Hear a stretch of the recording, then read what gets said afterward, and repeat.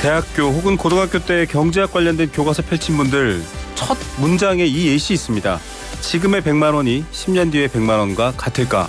많이들 보신 기억 있으시죠? 이것 때문에 금리부터 시작해서요. 물가까지 정말 많은 이야기를 이 시간에 열심히 얘기하고 있습니다.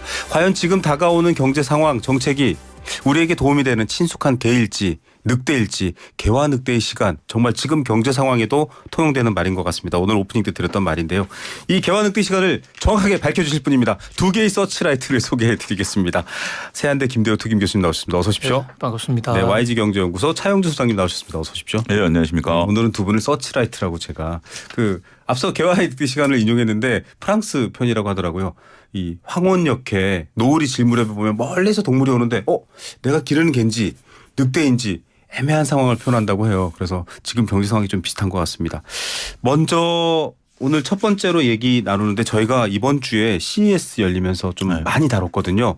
여기서 단연코 AI 그리고 AI 기술이 도입된 헬스케어 여러 가지 얘기들 또 반도체도 얘기하고 있는데 좀 살펴봐야 될 게 많은 것 같은데요. 오늘은 소장님께 먼저 발언권을 드리겠습니다. AI 관련해서 지금 여러 가지 관심과 시장의 움직임 뜨거운가 봐요. AI 관련해서는 지금 아직까지 인식이 없으시다라면 이 시간 이후부터 인식을 바꾸셔야 됩니다. 네. 우리가 인공지능이 이제 몰고 온 그 시대의 흐름이라는 것은 네. 거대한 물결의 변화다라고 저는 말씀드리고 싶거든요. 마치 이제 산업혁명에 이제 비견할 정도에 된다라는 것들이죠.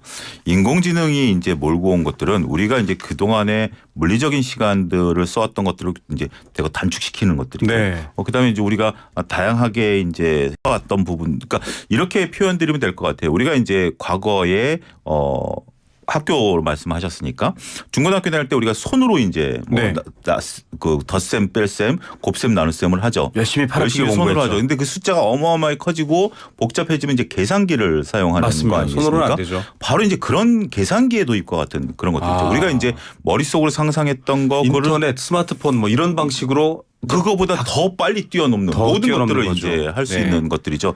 바로 이제 머릿속에 생각했던 것들에 대한 결과치와 이 결과치에 대한 어떤 미래 전망까지도 네. 단 몇 초 만에 모든 것들을 끌어낼 수 있는 그러한 부분들이 되기 때문에 인공지능, 이제 인공지능이 안 쓰이는 시대, 안 쓰이는 부분들은 없을 거예요. 네. 그럼 이제 두 가지 관점에서 보는 거죠. 우리 인공지능은 이미 우리 시대에 들어와 있어요. 네. 우리가 이제 여러분들 쓰시고 있는 휴대폰에도 인공지능이 들어가 있습니다. 네. 여러분들이 이제 예를 들어서 아까 이제 개와 늑대의 시간을 얘기했는데 여명에 이제 우리가 이제 태양을 사진을 찍으면 네. 그게 잘 안 잡혔어요. 얼마 네. 전까지만 하더라도. 근데 지금은 선명하게 잡힙니다. 맞습니다. 영상 처리 기능. 네, 이 인공지능이 이미 들어가 있는 거거든요. 네. 그런 부분들을 이제 하면 정리하자라면 일단 인공지능 우리 시대에 이제 이미 들어와 있다. 네. 기업 입장에서는 이 인공지능과 관련된 투자를 미룰 수 없다. 네. 그러니까 이제 우리가 이제 투자자 입장에서 보면 좀 이제 모호한 개념으로 이제 접근을 할 수가 있어요. 왜냐하면 인공지능에 대해서 막대한 투자가 이루어져야 되는데 막대한 투자를 안 하는 기업은 도태됩니다. 네. 그렇지만 투자 대비 성과가 나타난다라는 것은 또 별개의 문제다. 맞습니다. 이런 식으로 조금 구분해 드릴 네. 필요가 있지 않을까 싶습니다. 이게 인터넷이 뭐야 하시던 분들이 다음이라는 주식이 있대 이랬다가 그제 2000년대 IT가 끌어오를 때 나중엔 버블까지 갔습니다만 그렇죠. 정말 그런 적이 있었는데 요즘도 저희가 이렇게 소개를 하니까 뭐든지 AI 관련된 거 끌어모아야지 이런 분들도 있는 것 같은데 교수님 AI라는 게 이렇게 주목받는 올해 분명히 경제에도 큰 변화를 주는 거고요. 사실은 정치에도 영향을 줄 것 같아서 두려워들 하거든요. 그렇습니다. 이미 AI는 오래전부터 우리 옆에 와 있습니다. 네. 자, 지금 혹시 이세돌 구단과 딥러닝의 네. 바둑을 연상 그때 기억나시죠? 나죠. 전 세계가 봤습니다. 예, 그때도 벌써 지금 횟수가 상당히 오래됐지 않습니까? 사실 인공지능이란 개념을 처음으로 만든 학자는 미국 토론토 대학의 제프리 헌트 교수예요. 네네. 자, 이분이 윤석열 대통령이 지난번 미국 방문을 했을 때 네네. 1년 전에 미국에서 넘어서서 캐나다 토론토 대학까지 가서 이 양반을 만났던 게 아마 네. 언론 보도를 통해서 보셨을 거예요. 이 양반이 토론토 대학에서 이 벤처 기업으로 인공지능 회사를 만들었는데 그것을 구글이 샀어요. 네. 그래서 산업으로서의 인공지능은 구글이 시작을 했습니다. 네네. 그런데 여기서 구글이 인공지능을 만들m에 있어서 인공지능 한마디로 얘기하면 생각하는 방법, 추론하는 방법을 우리가 하나의 기계로 만들어서 네. 사람의 두뇌 흉내를 낸다. 이렇게 볼 수가 있거든요. 사람 두뇌 같은 계산기를 하나 갖고 있는 거네요. 계산기에 그렇습니다. 비하면 좀 안 예. 맞지만. 네. 그런데 이것은 이제 초기 단계에 인공지능이라는 것은 계산기처럼 계산기도 하나의 인공지능이에요. 네네. 정해진 방법대로 계산하는 방식을 사람이 만들어 넣은 겁니다. 네. 그런데 단순한 기계는 사람을 뛰어넘지를 못해요. 네네. 그런데 이것을 많은 축적을 하다 보니까 그 인공지능이 학습을 하도록 만드는 시스템 이것이 딥러닝이라는 네. 깊은 공부라는 뜻입니다. 네. 그것이 제프리 헌트 교수의 발명품이라고 볼 수 있는데 이 인공지능이 공부를 하다 보니까 사람보다 더 높아지는 겁니다. 네. 그래서 그 이세돌 구단을 결국은 그 알파고가 꺾어버렸지 않습니까? 한 번 빼고는 다 이겼죠. 네. 네. 그때 이제 인공지능이 사람을 앞설 수 있다. 그래서 구글이 인공지능에 대한 투자를 엄청나게 하는데 제프리 헌트 교수는 당시에 이 AI 구글의 연구팀장으로 있다가 사표를 내요. 네. 구글과 엄청나게 싸웁니다. 네. 왜냐하면 제프리 헌트 교수는 인공지능을 만드는 것은 인간을 위한 것인데 지금 구글이 하는 방식은 네. 인간을 잡아먹는 방식이다. 너무 부작용이 많다. 네. 이렇게 발전하다가는 그래서 만든 것이 오픈 AI라는 회사예요. 네네. 지금 그래서 오픈 AI에 제프리 헌트 교수들이 만든 교수와 그 제자들이 만든 회사예요. 네. 그런데 그 돈 출자를 그 테슬라에 머스크가 하려고 그랬다가 네. 자기한테 경영권을 안 준다고 그래서 도망가 버렸어. 네. 그 자리를 마이크로소프트가 지금 치고 나와서 네. 지금 인공지능은 마이크로소프트, 테슬라, 구글 이런 회사들이 지금 춘추전국처럼 서로 싸우고 있거든요. 네네. 그런데 오픈 AI, 마이크로소프트의 자회사라고 볼 수 있는 오픈 AI가 22년 말에 생성형 AI를 만들면서 맞습니다. 이것이 이제 전 세계에 이게 돈이 될 수 있겠다. 네. 큰 돈이 될 수 있겠다. 그래서 지난 1년 동안 관련 회사 주가가 엄청나게 올랐습니다. 그런데 AI 관련 주가가 올랐는데 산업 비즈니스 돈이 되는 실체가 없는 거예요. 네. 그래서 올 초에 또 빅테크 주가들이 또 조정을 받아서 떨어졌고 또 떨어지는 거 아니냐는 공포가 있었는데 이번에 이제 세스라는 라스베가스 네. 가전쇼 여기서는 아무래도 상업적 마인드가 있으니까 네. 그런 어떤 기업인들의 이 AI 기술을 한번 상업화시켜 보자. 이래서 대대적으로 이번에 그 라스베가스 쇼 자체가 AI 쇼입니다. 그렇습니다. 뭐 그런 면에서 아이폰이 처음 나왔을 때 세상을 완전히 뒤집더처럼 그때 이제 경제학자들은 이것을 아이폰 모먼트라고 그러는데 네. 사실 AI 모먼트가 왔다. 그 기점은 바로 2022년에 오픈 AI가 생성형 GPT를 만들면서고 자, 지금부터는 이제 자금을 꼬르모기 위해서 네. 라스베가스에서 불을 떼는 거다. 이렇게 볼 수가 있겠습니다. 네. 뭐 대기업 총수들도 가고 뭐 사실은 정말 위험하다. 인간이 이 AI가 만들어낸 것들을 구분하지 못하면 어떡하느냐. 정치 또 외교 여러 가지 안보에서도 많이 우려의 목소리를 내고 있습니다만 한 가지 확실한 건 AI 시대로 넘어갔다라는 겁니다. 그리고 CES가 거기에 대한 군부를 떼면서 앞에 횃불을 들고 있는 건데 그것과 관련해서 좀 안보 관련 이슈인데 경제에도 영향을 줄 수 있는 걸로 넘어가야 되겠습니다. 바로 대만. 중국 이야기인데요. 이게 대만 중국 얘기하면 양안 얘기 그거라고 하실 수 있겠지만 지금 그렇지 않습니다. 미국 엮여 있고요. 한국도 엮여 있습니다. 오늘 보도를 보니까요. 대만 양안 문제가 터지면 한국 GDP가 20% 이상 깎인다라는 보도가 하나 나왔거든요. 제가 이거 보고 좀 이해가 안 되더라고요. 물론 중국과 미국이 사실상 충돌을 내포하고 있기 때문에 문제가 큰데 이거는 교수님께 먼저 여쭤봐야 될 것 같습니다. 지금 대만 총통 선거 때문에 방아쇠에 손가락이 들어갈랑 말랑 하고 있다. 이런 분위기예요. 그렇습니다. 이번 주 토요일 날 대만 총통이란 우리나라로 대통령입니다. 총통뿐만 아니라 국회의원 전원을 다시 교체하는 총선거 겸 대선이 있습니다. 그런데 여기서 누가 되느냐. 이를테면 라이칭드가 되느냐 허우유이가 되느냐 국민당이 되느냐 민진당이 되느냐 여기에 미국과 중국이 자신들의 국익 운명을 걸어놓고 있거든요. 네. 그래서 마치 이 대만 선거는 미국과 중국의 지금 대리전이다. 이렇게 보고 있는데요. 혹시 앵커님 대만에 네. 가보신 적 혹시 계실까요? 한번 가봤습니다. 그 대만에 가면 건문도라고 있잖아요. 네. 건문도 다녀오셨나요? 해병대들이 모여있는 네. 술이 유명한 곳이죠. 건문도. 네. 그 다음에 가시면 꼭 한번 가시기를 좀 강추를 역사적으로는 영화도 있고 해서 많이 찾아봤고 네. 특히 술이 재밌어서 봤는데요. 전쟁이 터지면 거기서 터질 거예요. 네. 그동안에 대만과 중국 사이에 전쟁이 벌써 2번 있었습니다. 네네. 1949년 그다음에 1958년. 네. 그런데 이 건문도라는 중국말로 진먼다오인데요. 네. 진먼다오는 중국에서 약 한 10km밖에 안 떨어져 있어요. 네네. 중국이 보여요. 네. 그런데 대만에서는 한 200km 떨어져 있거든요. 네. 그런데 대만 땅이에요. 그런데 거기 가면 거기서 꼭 방문해야 될 곳 중 하나가 한국 기자의 위령패가 하나 있습니다. 네. 한국 기자 위령패요. 예. 우리 언론계 선배죠. 네네. 한국일보 그 당시 논설위원 소속이었는데 이분이 거기서 죽었어요. 왜요? 1958년 네. 대만 중국의 그 포 전쟁에 네네. 종군 기자로 갔다가 전쟁 취재를 가셨다가 거기서 죽었습니다. 네. 그러니까 우리나라 기자가 종군 기자로 해서 죽은 최초의 사례고 그게 현재까지는 마지막 사례예요. 네. 제가 왜 갑자기 검문도의 최모 선배를 얘기하느냐면요. 네. 1958년에도 그만큼 네. 우리나라의 관심사였다는 거죠. 네네네. 그러니까 당시에 경제력이 떨어질 때도 우리나라가 기자를 보냈던 네. 거예요.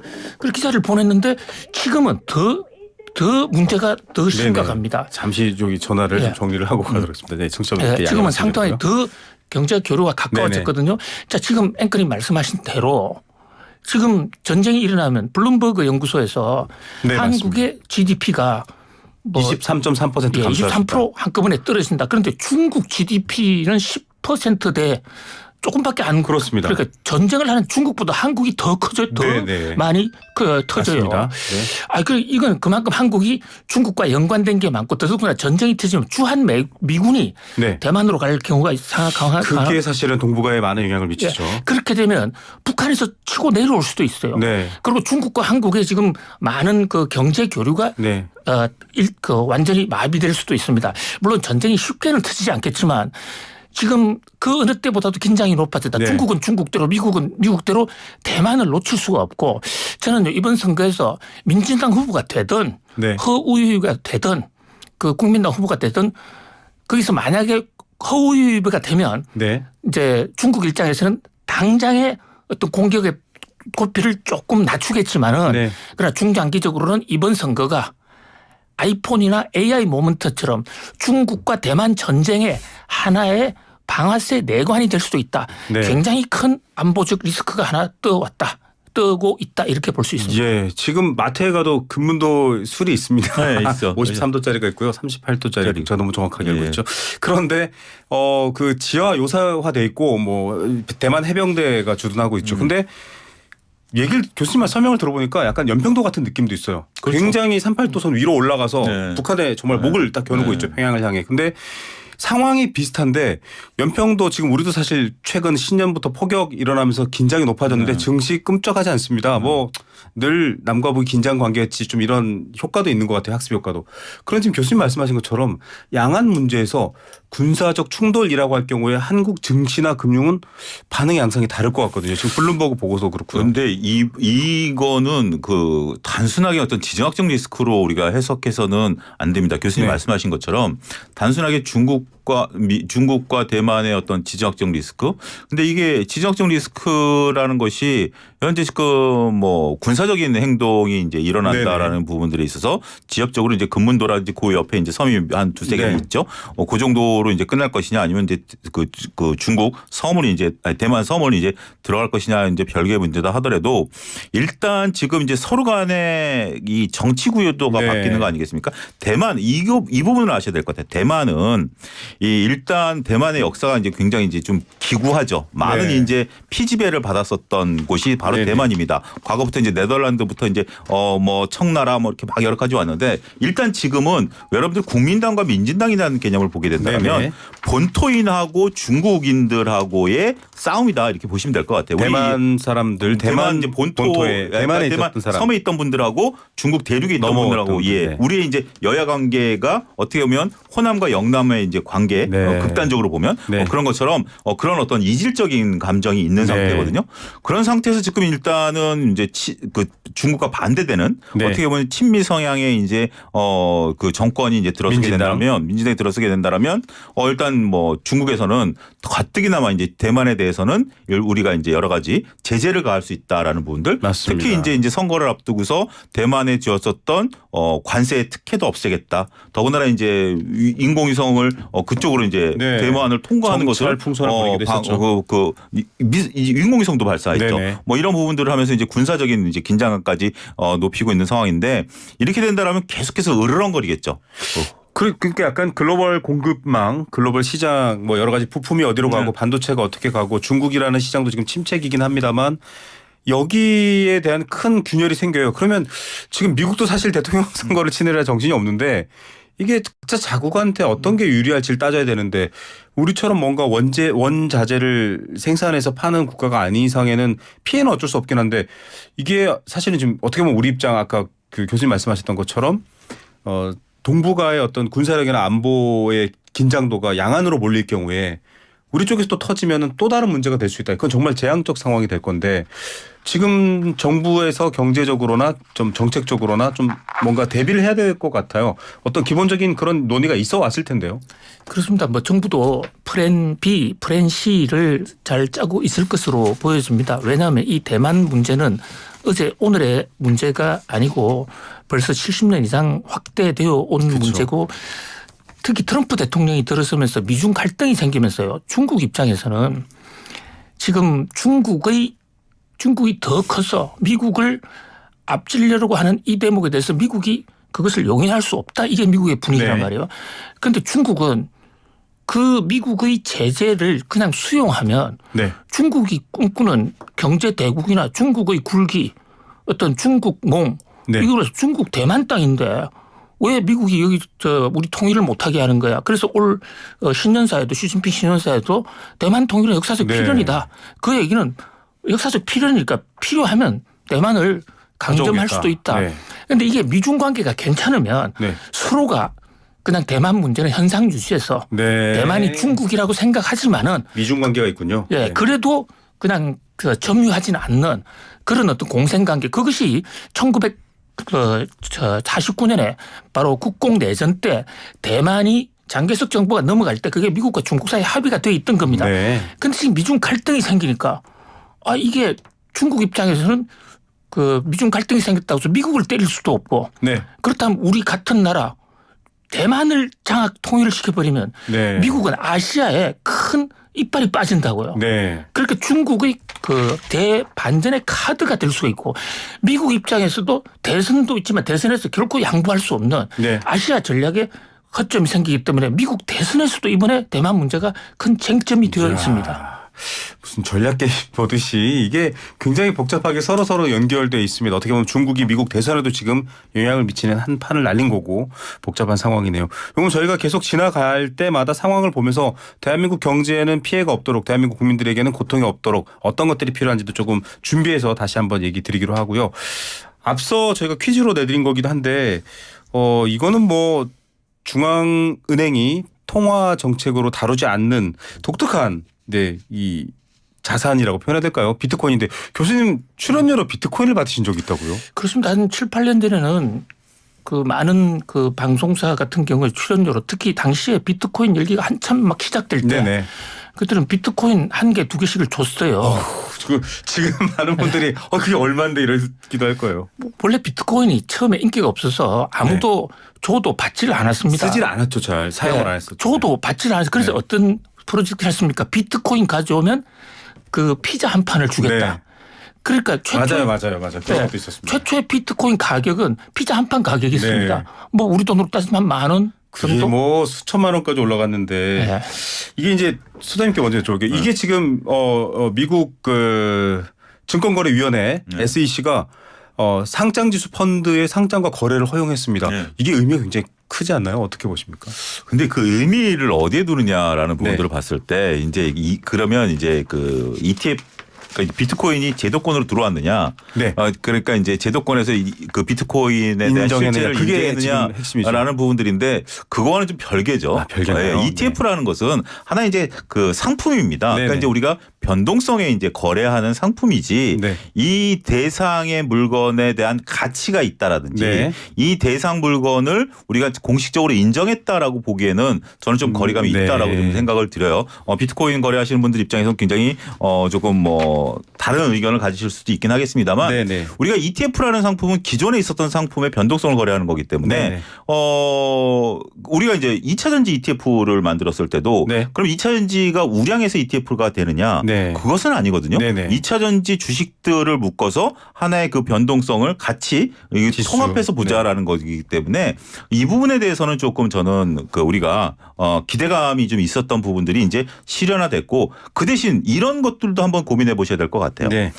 기존에 이제 비트코인 거래하시는 분들과 비트코인 ETF가 형성이 된다라면 이 ETF를 또 거래하시는 분들이 구분이 되기도 하겠죠. 네. 하지만 중첩이 되는 부분들도 있습니다. 네. 그러면 기존에 이제 저 같은 경우 지금 투자를 안쪽도 안 하고 있는데 비트코인을 할까라고 이제 제가 개념을 하더라도 비트코인에 대한 위험성이 좀 크다라고 개별 위험성이 크다면 ETF를 사겠죠. 네. 그렇게 된다라면 비트코인에 대한 수급은 오히려 빠질 수도 있겠죠. 예. 그러니까 이게 이제 상품이 늘어난다라는 측면에 있어서는 수급이 분산된다라는 효과도 우리가 반작용도 한번 생각해 보셔야 될 것 같아요. 어찌됐든 예. 이 부분을 놓고 본다라면 나름대로 긍정적인 부분들은 굉장히 큽니다. 네. 그러니까 우리가 이제 나름대로 이제 CS에서 이제 그 증권거래위원회에서 이거를 결제를 이제 보장하는 부분들이기 때문에 네. 하지만 이것을 가치가 인정받았다라는 측면으로 접근하셔서는 조금 오류가 있을 수 있다. 저는 그렇게 구분해드리겠습니다. 예, 상장지수 펀드의 거래소 상장과 거래 이건 이 지수에 대한 상품의 하나고 여기에 비트코인이 편입되어 들어갔다라는 거지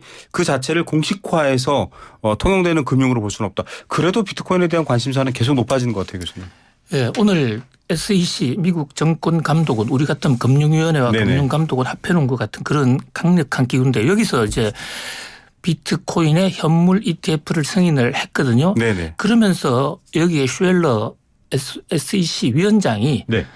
따로 기자회견에서 우리가 ETF를 승인했다고 해서 비트코인을 금융상품으로 보는 것은 절대 아니다. 아. 금융상품은 아니에요. 네네. 자, 지금 ETF에는 어떤 것도 들어와 있냐면 이를테면 뭐 밀, 쌀 이런 어떤 네. 원자재 네. 거래할 수 있는 것은 그 안에 다 들어가 있어요. 네네. 그런데 그동안에는 그것조차도 안 된다 이랬는데 비트코인 업계로서는 그러나 정상적인 거래소에 비트코인이 어떤 형태로든 들어갔다. 이것은 제도화의 한 교두보를 네. 마련했다. 이런 면에서 큰 의미를 부여하고 있고요. 반대 시각은 우리 차 소장님 잘 지적을 해 주셨는데 반대 시각은 이런 것도 있습니다. 이번에 들어가는 조건으로 비트코인에 관한 각종 어떤 공시 의무 또는 거래의 투명성 이런 것에 대해서 SEC에 대해서 여러 가지 각서 어떤 조건 보고서를 많이 냈거든요. 네. 그래서 비트코인의 어떤 그동안에 과거에 있었던 아무도 모르는 상태에서 뭐 투자하는 비트코인 사는 사람 중에서 많은 사람들은 그 은닉성 네. 내가 혼자서 숨어서 할 수 있다는 그것 때문에 산 사람도 많은데 네네. 그런 면에서는 비트코인의 공개가 은닉성이 많이 무너졌다. 아. 이런 양측의 의견이 지금 엇갈리는 그런 상황이라 볼 수 있습니다. 예, 이게 뭐 굉장히 좀 언뜻 보면은 아직도 그게 암호화폐가 뭐예요? 뭐 이렇게 크립토커런시가 뭐예요? 이렇게 이해하시는 분들도 있는데 뭐 탈중앙이다라는 설명을 좀 정치적으로 해석한 부분이 있고요. 이게 이제 어떤 상황이 될지는 좀 더 봐야 되겠습니다. 그래도 20, 30대가 워낙 많은 관심을 갖고 또 자산 형성을 위해서 투자를 많이 한 경우가 있어서 저희가 좀 지켜봐야 될 것 같고요. 시간이 불과 20초씩 한 15초씩 남았습니다. 금리 또 동결했거든요. 짤막하게 논평 한마디씩 부탁드립니다. 예, 오늘 밤에 미국의 CPI 발표가 있는데요. 그 CPI 발표 결과에 따라서 한국 금리, 미국 금리 다 연동될 것이다.